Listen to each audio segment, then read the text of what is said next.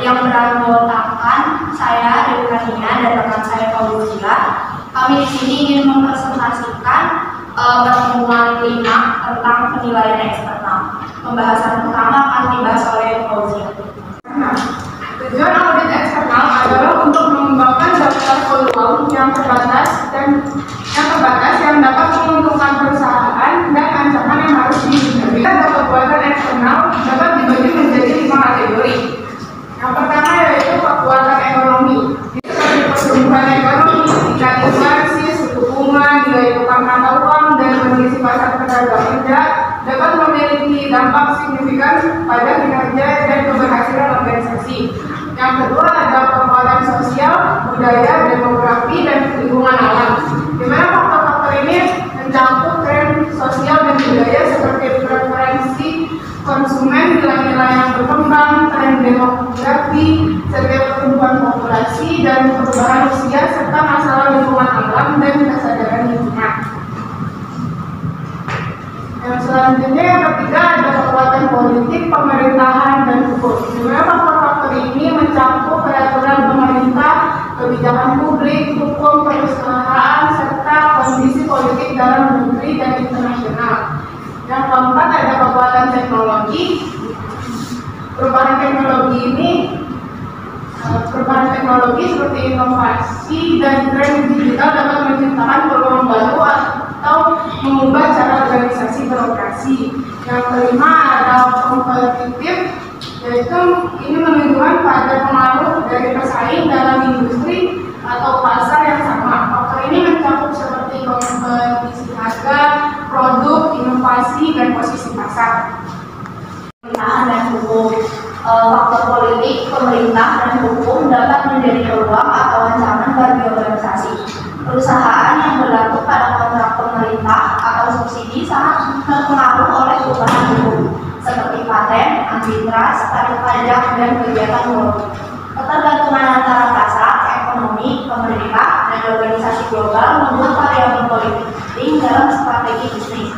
Selanjutnya ada berbagai alat dan teknik pengawalan. Perkiraan adalah prediksi terdidik tentang kejadian yang akan datang dan dipengaruhi oleh berbagai faktor seperti teknologi, budaya, dan kondisi ekonomi. Manajer sering bergantung pada perkiraan yang dipublikasikan untuk mengidentifikasi peluang dan ancaman eksternal. Setiap keputusan dipengaruhi oleh harapan akan masa depan. Misalnya, orang berinvestasi waktu dan sumber daya dengan keyakinan bahwa usaha mereka akan membuahkan hasil. Oleh karena itu, penting untuk meramalkan dengan cara yang efektif agar dapat membuat pilihan yang baik. Dengan informasi yang tepat, kita dapat membuat asumsi terdidik dan merencanakan masa depan dengan lebih baik. Ini membantu kita untuk tidak hanya tersanjung ke masa depan, tetapi melangkah dengan keyakinan dan pemahaman yang jelas. Yang ingin memberikan peluang industri makanan seperti Kentucky Chicken atau KFC sudah terjamin halal dengan nilai yang sangat baik yaitu A, di mana hal tersebut mendukung perkembangan manajemen KFC di tengah persaingan industri restoran yang ada di Indonesia. Dengan pesatnya perkembangan F&B, semakin banyak orang-orang yang ingin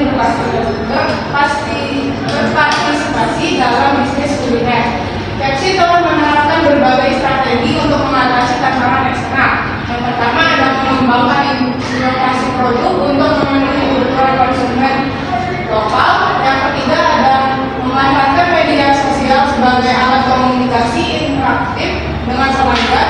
Yang ketiga adalah penanaman promosi publik untuk meningkatkan daya tarik untuk produk selama masa sulit ekonomi. Penilaian eksternal menunjukkan bahwa KFC mampu memanfaatkan peluang dari pertumbuhan ekonomi dan perubahan gaya hidup masyarakat Indonesia sambil mengatasi ancaman seperti persaingan ketat dan regulasi pemerintah.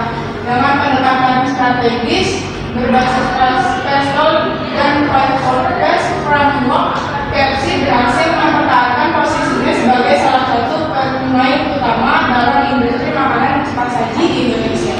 Kalau KFC ini ada mau KFC, satu apa dulu yang paling penting?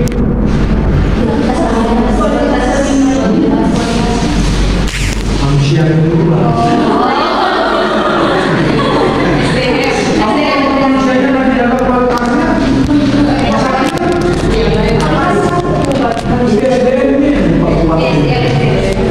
Dengan SDM yang diperkuat, dengan yang lainnya bisa mengikuti. Terus apa lagi selain SDM?